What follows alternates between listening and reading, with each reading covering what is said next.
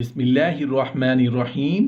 अस्सलामु अलैकुम वरहमतुल्लाहि वबरकातुहू। वुज़ू करने से क्या मिलता है?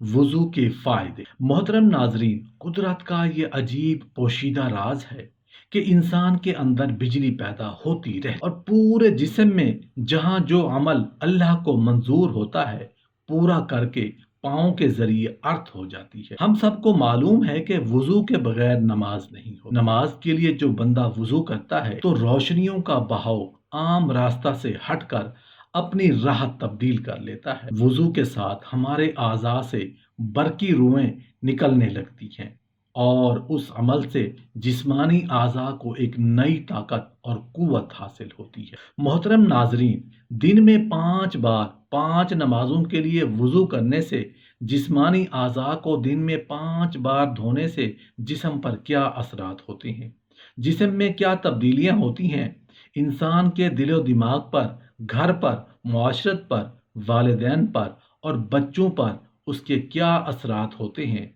बस यही हमारी आज की इस वीडियो का टॉपिक। अल्लाह पाक से दुआ है सच बोलने और उस पर अमल की तौफीक अता फरमाए। या अल्लाह पाक हमारी गलतियों और कोताहियों को माफ फरमा, आमीन। आइए बात करते हैं कि वुजू में हाथ धोने से क्या हो। हाथ धोने से हाथों पर मौजूद जरासीम और गंदगी दूर होती है। इंसान बहुत सी पेट की बीमारियों से महफूज रहता है क्योंकि जाहिर है कि इंसान हर चीज अपने हाथों से ही खाता है, लिहाजा हाथों की सफाई हर किस्म के जरासीम से छुटकारा दिलाती है। पुराने मुसलमान इत्तबा और हुक्मा का कहना है कि जिस्म के जिस हिस्से को वाफिर खून मिलता रहेगा वो हिस्सा ताकतवर होता जाए। रब्बे रहमान ने वुजू में 3 मरतबा हाथ धोने का हुक्म इसलिए दिया कि वाफिर पानी गुजरने से वहां पर बदन की कुव्वते मुदब्बिरा और हिस्से बेदार होगा, क्योंकि जब ठंडा पानी वहां पड़ेगा तो ज्यादा से ज्यादा खून पानी के झटके का मुकाबला करने के लिए आना शुरू होगा। जो 3 मरतबा हाथों को गुस्ल देने से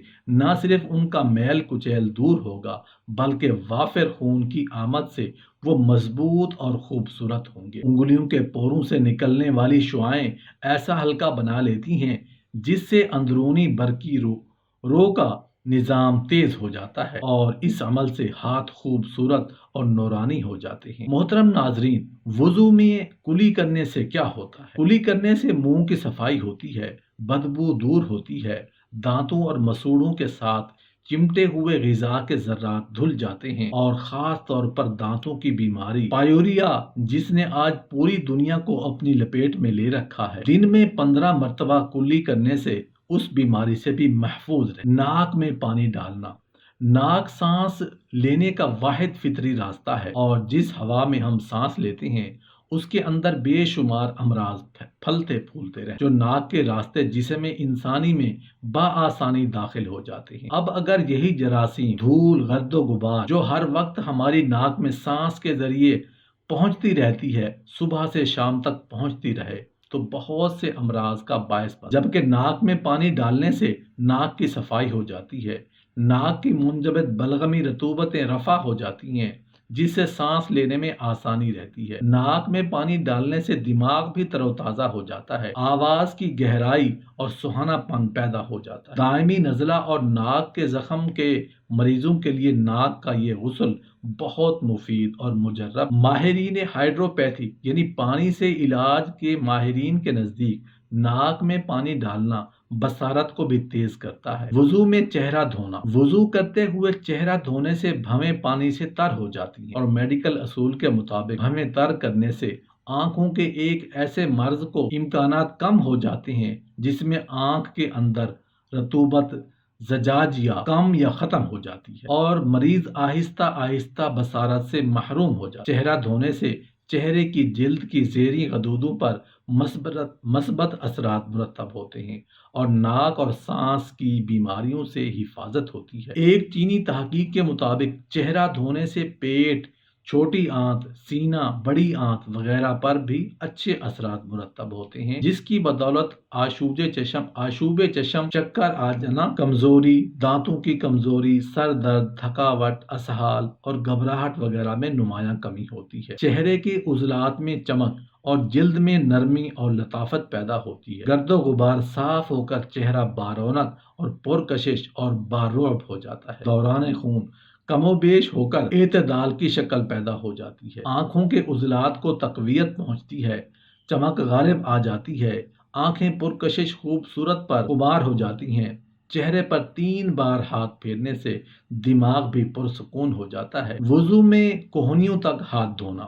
فن سرجری اور جراحی کے ماہرین جانتے ہیں کہ اکحل رگ، جس کا ایک نام نہر البدن بھی ہے، دل، جگر اور جلدی بیماریوں کے رفع کرنے اور تصفیہ خون کے لیے اسی رگ کا خون نکالنا تجویز کیا جاتا ہے، اور کوہنی کے برابر اسی رگ پر نشتر لگا کر خون نکالا جاتا ہے، کیونکہ اس جگہ یہ رگ ظاہر بھی ہوتی ہے اور باہر بھی۔ نیز دل، جگر کے ساتھ ساتھ اس کا اثر سارے بدن پر بھی حاوی ہوتا ہے۔ پاس ہاتھوں کا کوہنیوں تک دھونا اس لیے مقرر ہوا کہ اس بنیادی رگ یعنی نہر البدن کے ذریعے پانی کے مثبت اثرات پورے بدن پر نفوذ کر جائیں۔ اس طرح کوہنیوں تک ہاتھ دھونے سے نہ صرف جسمانی بیماریوں میں افاقہ ہوتا ہے بلکہ نفسیاتی بیماریوں مثلا ذہن میں ناپاک خیالات کا اجتماع، نا امیدی، ذہنی کمزوری، بے جا خوف وغیرہ میں بھی نمایاں کمی واقع ہوتی ہے۔ اس عمل سے آدمی کا تعلق براہ راست سینے کے اندر ذخیرہ شدہ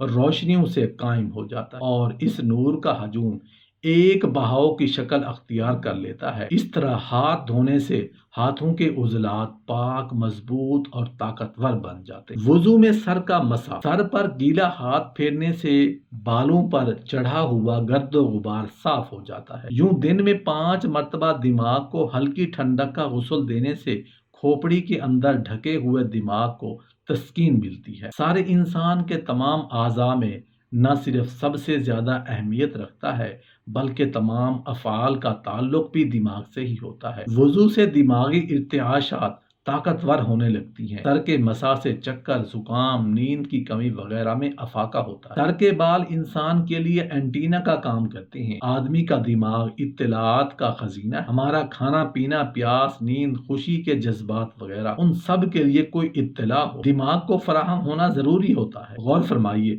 وضو میں سر کے مسح کے وقت ہمارا ذہن سر پیدا کرنے والے کی ذات میں مرکوز ہو جاتا ہے تو سر کا ہر بال، ہر کثافت اور محرومی اور اللہ سے دوری کے خلاف اپنے مصدر اطلاعات کی طرف رجوع کرتا ہے۔ وضو میں کانوں کا مسح کرتے وقت شہادت کی انگلیاں گیلی کر کے کانوں میں ڈالتے ہیں جس سے کانوں کی صفائی ہوتی ہے۔ انگلیوں کے ساتھ تری کانوں میں پہنچتی ہے، اس سے سننے کی صلاحیت میں اضافہ ہوتا ہے۔ کانوں کے پیچھے جو جگہ خالی ہوتی ہے جہاں بال نہیں ہوتے، اس حصے کو تر کرنے سے انسان نظر کی کمزوری سے محفوظ رہتا ہے۔ وضو میں گردن کا مسح کرنا۔ وضو میں گردن کا مسح کرنے سے جسم کو ایک خاص توانائی نصیب ہوتی ہے جس کا تعلق ریڑھ کی ہڈی کے اندر حرام مغز اور تمام جسمانی جوڑوں سے۔ گردن اور کانوں کی پشت پر ٹھنڈا ہاتھ پھیرنے سے ان کے اعصاب مضبوط ہوتے ہیں اور تکان دور ہوتی ہے۔ گردن کا مسح کرنے سے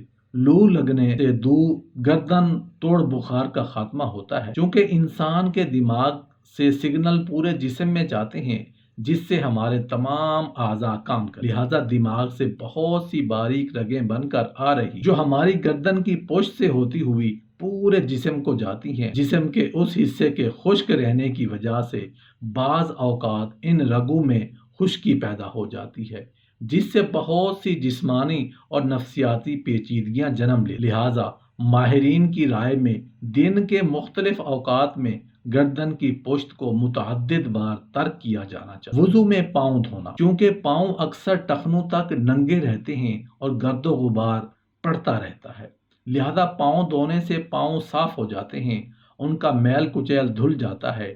اگر پاؤں پر موزے پہنے ہوئے ہوں تو ایسے میں اکثر بند جوتے استعمال کیے جاتے ہیں جن کو زیادہ دیر اگر استعمال کیا جائے تو عفونت یا سرانڈ پیدا ہوتی ہے اور بعض اوقات پاؤں پک بھی جاتے ہیں۔ ایسے میں پاؤں دھونا ان مسائل سے بچنے کا بہترین طریقہ ہے۔ ہتھیلیوں کی طرح پاؤں کے تلوؤں کا بھی تمام اعصاب، خاص طور پر پیٹ، مثانہ، گردے، تیلی، پتے اور جگر کا تعلق ہوتا ہے، جبکہ تمام غدود کا تعلق بھی ہوتا ہے، جس کی بدولت بھوک کی کمی، تیز بخار، اسہال، نکسیر، عرق النساء، بواسیر اور یرقان وغیرہ میں شفا یابی کا ذریعہ ہوتا ہے۔ ہم یہ پڑھ چکے ہیں کہ دماغ قبول اطلاعات کا مرکز ہے اور یہ اطلاعات عصبی برقی لہروں کے ذریعے منتقل ہوتی رہتی ہے۔ اطلاع کی ہر لہر اپنا وجود رکھتی ہے اور وجود کا مطلب متحرک رہنا ہے۔ قانون قدرت ہے کہ روشنی، ہوا یا پانی کے لیے بہاؤ ضروری ہے، اور کسی بہاؤ کے لیے ضروری ہے کہ اس کا مظہر بنے اور خرچ ہو۔ اس لیے جب کوئی نمازی پاؤں دھوتا ہے تو زائد روشنیوں کا ہجوم پاؤں کے ذریعے ارتھ ہونے سے جسم کو اعتدال نصیب ہوتا ہے۔